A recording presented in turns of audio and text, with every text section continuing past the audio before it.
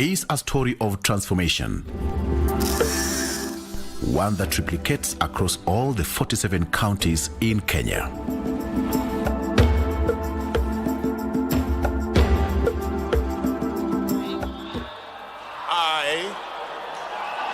William Samoei Ruto. When the Kenya Kwanza government assumed office in 2022, President William Ruto committed to transformative leadership through the bottom-up economic transformation agenda, commonly known as the Plan. Right from its inception, the Kenya Kwanza government identified 5 key pillars as the primary drivers of socio-economic transformation. They include agricultural transformation and inclusive growth, micro, small and medium enterprise, MSME economy, housing and settlement, universal healthcare, and digital superhighway and creative economy. We came to the conclusion that the bottom-up economic model was the most optimal for all our productive sectors. The rationale behind the bottom-up economic transformation agenda was to adapt a paradigm shift where, as opposed to a top-down approach of planning, we start by seeking the views of the integral stakeholders at the bottom of the economic pyramid on what measures and interventions by way of development they would wish the government to undertake based on opportunities available and informed by comparative advantages in all parts of the country.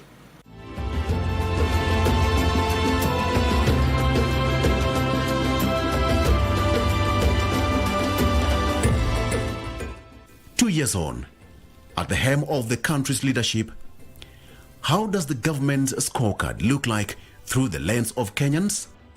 What interventions has the government deployed to support the realization of the bottom-up economic transformation agenda?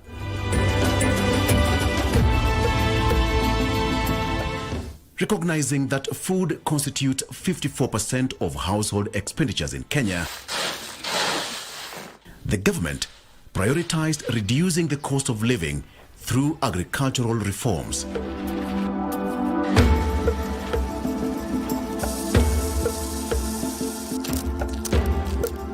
Two key strategies have been deployed to achieve cost of living reduction: fertilizer subsidy program and improvement of key agricultural value chains.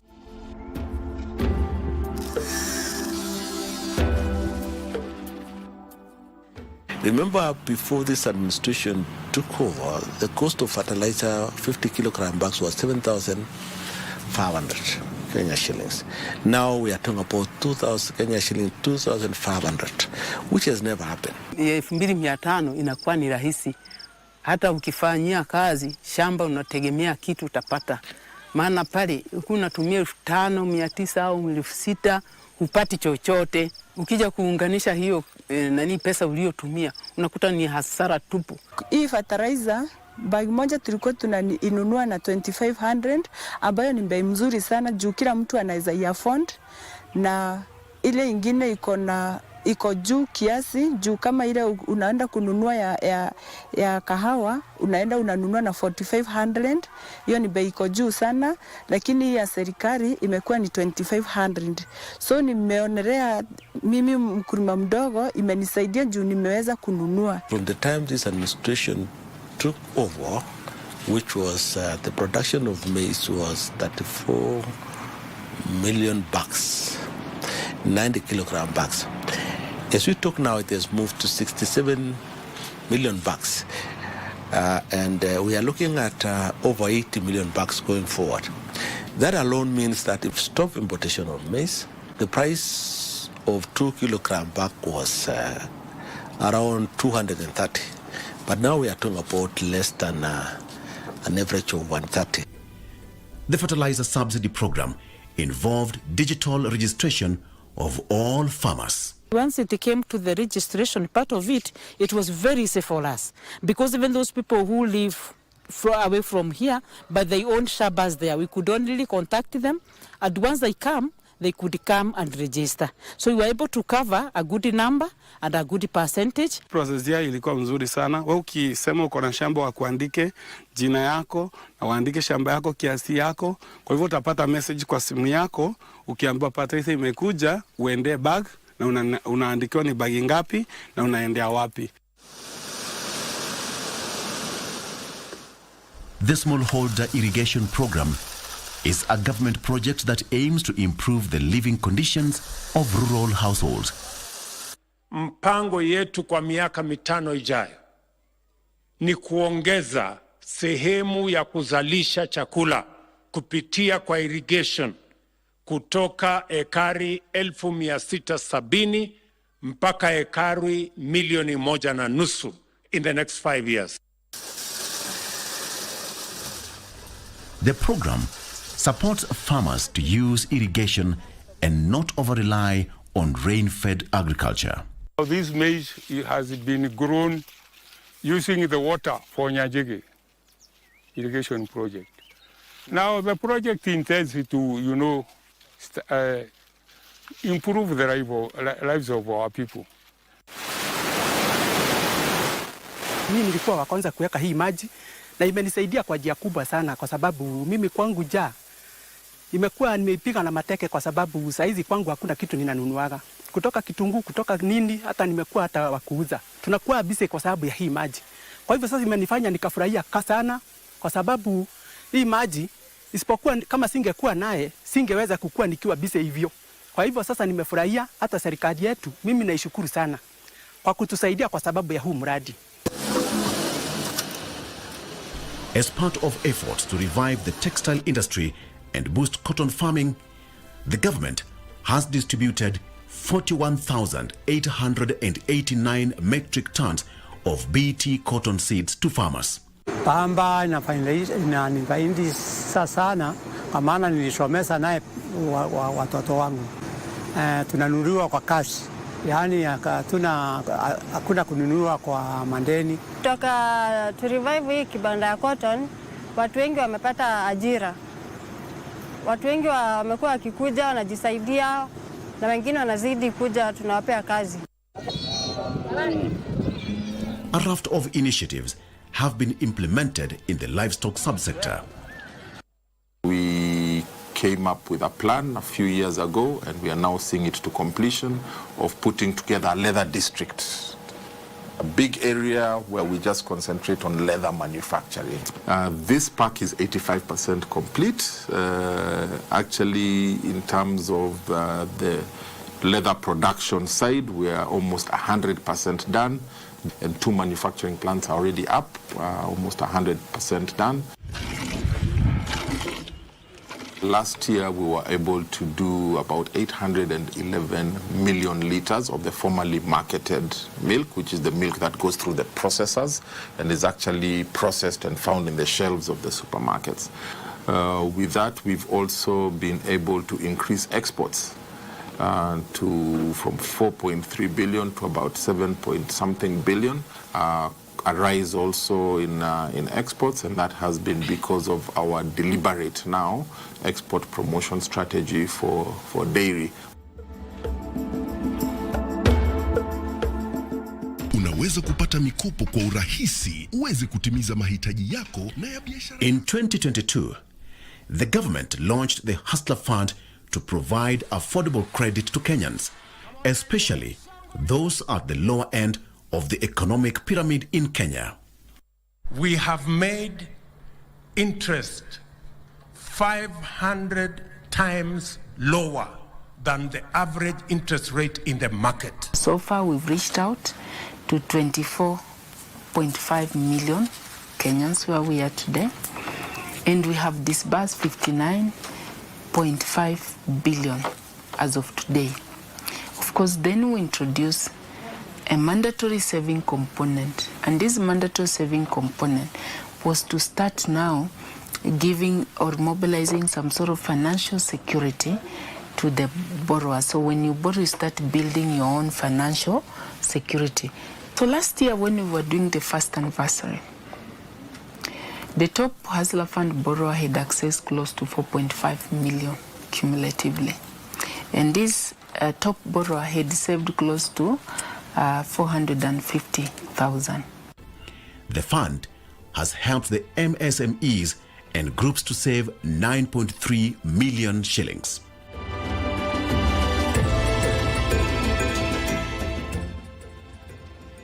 The government committed to construction of 200,000 affordable housing units annually. We've already awarded projects of over 124,000 units across many parts of the country. They are under various stages of construction, and that has been made possible by the funding that we have managed to get. We are collecting just above 6 billion shillings a month towards the construction. The jobs created through affordable housing increased by 188,256 in 2024.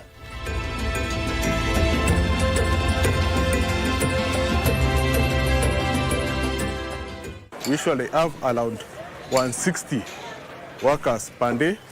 We have the masons, the casuals, the electrical people, the plumbers. Vijana walikuwa hawana kazi, lakini wakati tulianza waliweza kupata kazi. Kuna wale walikuwa wanatumia miadarati, tukaona wameachana nazo na wameanza kufanya kazi hapa. Huku niko like workers, department ya chuma. Hapo before sikuwa job, so maisha yangu haikuwa sawa. Na tangu niingie kwa hii job, naona niko sawa. Nalipa nyumba, naweza kusomesha watoto, wanakula. Before ilikuwa hard.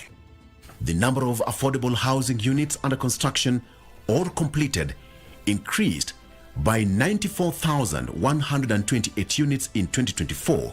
First phase that we began last year, around September, is now getting to completion. So by end of this year, we should start now handing over keys to Kenyans who have really contributed towards this program. Actually, I want to tell Kenyans that the project is actually existing. A child cannot just be born and start walking immediately. So we are still at the stage of nurturing the child. So let the citizen just be patient. Let them just have hope that we are going to deliver the project. They are ongoing.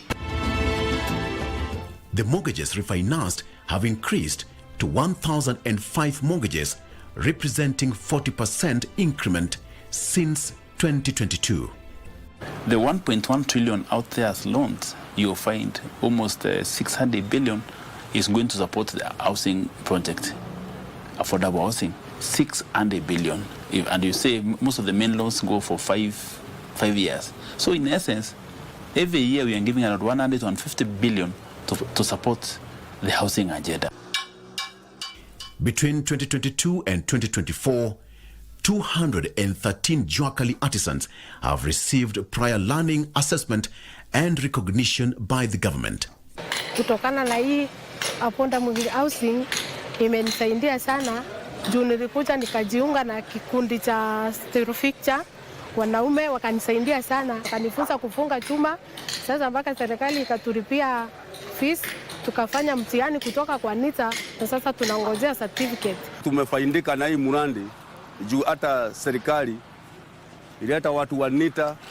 Kwa hivyo tutakuwa mtu akienda kuuliza kazi ukiwa na certificate yako ama cheti yako ya kuonyeshana wewe kweli ni mfundi.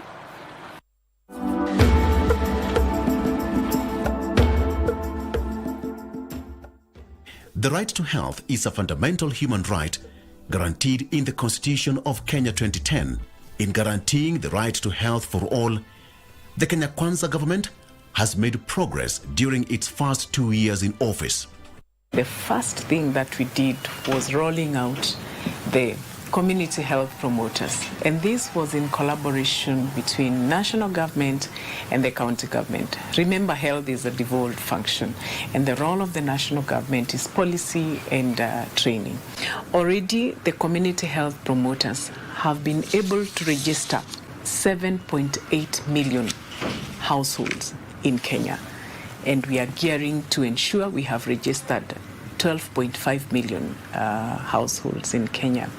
And out of the 6.5 million people screened for diabetes, 126,000 have been referred to a health facility for further assessment. That means 126,000 Kenyans who are living without knowing that they have diabetes or they have signs of diabetes. 4 million Kenyans have been screened for hypertension. And out of that, 318,000 have been referred to a health facility for further screening. Tunaenda kuangalia wale watu wakujwa katika kijiji yetu. Alafu kuna wale ambao wanakona shinda ya pressure na sukari. Tunaenda tukiwapima. Pia tuna watoto wadogo ambao tuna monitor wa under 5 tuangalie kama wameenda immunization, na kama wajaenda tunawafuatilia. Still bado kunao wakongo ambao wana watu wa kuangalia. Huwa tunaenda kuwatembelea, tunaangalia shinda ambao zinawakumba kule manyumbani. 247,000 pregnant women have been identified.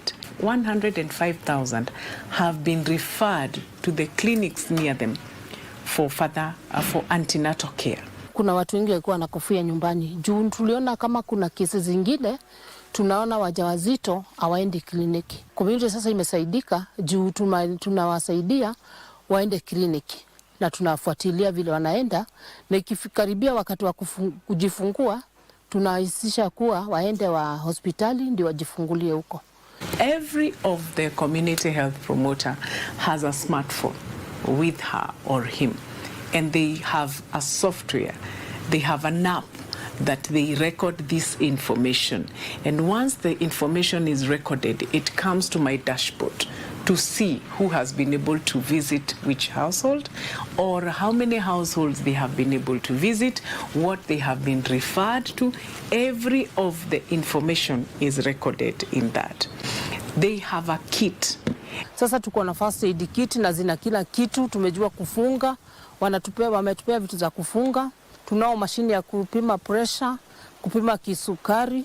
Tuna pia hata gloves tumepewa sisi ya kujiprotect. Tunaona wale watoto wako huko kwa kijiji wako malnutrited, tuna muwaki ya kuwapima, pia watu wazima pia.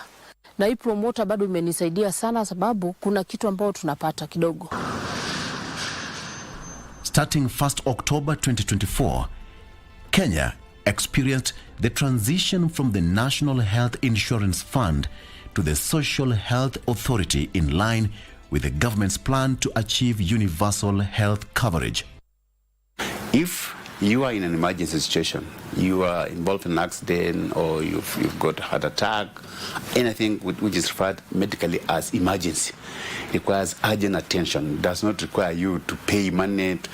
It doesn't require you to book a doctor. An emergency is an emergency, and therefore you are rushed to hospital, you are taken care of, and within 24 hours you have been stabilized, and then the issues of insurance now comes in. The fund also supports those who are in critical conditions and their premiums have been exhausted.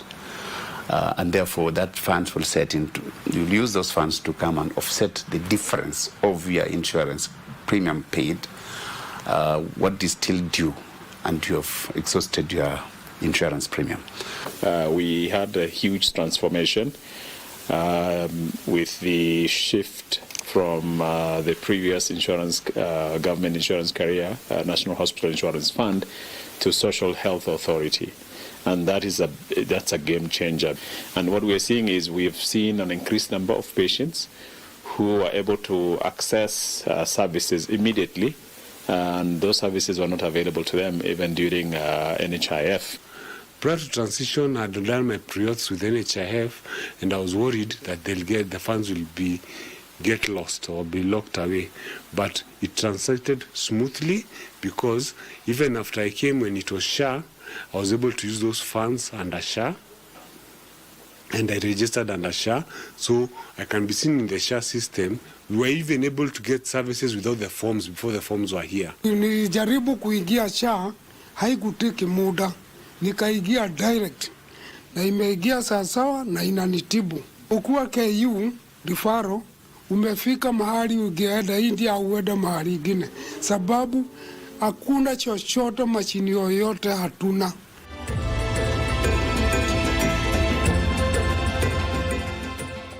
The government set out to deploy the digital superhighway as a driver of business growth, job creation, and an enabler to the other socio-economic transformation pillars. We have deployed about 13,000 kilometers in the last 2 years, with over 8,700 kilometers being done by private sector and government doing about 4,200 kilometers. So this is going to enable us stretch the connectivity to our remote locations, move from the county headquarters, sub-county headquarters, to our villages and to every government institution. The government has installed and operationalized 1,491 Wi-Fi hotspots countrywide. We're establishing in markets, road stages, and we've made good progress in sustainability and making sure they are more resilient and they are functional. 274 digital hubs have been operationalized countrywide, through which 16,804 digital devices have been distributed. The number of youths being employed through the Ajira and Jitume Digital Jobs Program has increased by 122,711 from 30,000 in 2022 to 152,711 in 2024. I appreciate Jitume Lab because I'm able to use the devices here and the internet for free. Mostly I do affiliate marketing. Again, I also use free cash app where I earn money playing games, doing offers, downloading apps, but at least I make something and I'm grateful. I get to get things that most of the girls my age don't have. In the last 2 months, I was able to explain to my partner how I can earn through online. I believe I could be paying fee for myself. The number of youths receiving training in digital literacy to prepare them for online work has increased from 73,948 in 2022 to 516,505 in 2024. I believe the government is on the right track in regards to empowering the youth in light of digitally enabled work. The kind of programs offered are basically training on digitally enabled work, and this cuts across several aspects of artificial intelligence. We have transcription, we have web design, we have forex market analysis. So we have students being trained in all those aspects. We are aware that we have got an ambitious plan, but also realistic and attainable plan. And we need to strengthen our performance and delivery management mechanisms to ensure that we get results. We want to ensure that everybody, each and everyone in the public service, will be held accountable for performance by way of results. How then is the government safeguarding the gains made so far while ensuring full implementation of the plan? The performance contracts for the current financial year will inform the basis of the performance appraisal as at the end of the financial year, which will be 30th June 2025. The performance contracts have got very, very clear interventions, clear responsibility centers, clear timelines within which ministerial programs and activities should be undertaken, clear expected outputs and output indicators, plus time-bound targets on the basis of which individuals within ministries, departments and agencies will be held to account.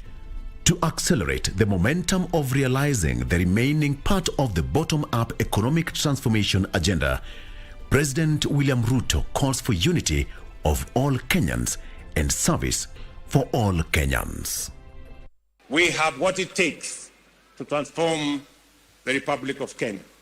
And I am committed to making sure that whatever it takes, whatever decisions that have to be made, we will make them so that our nation can truly be transformed.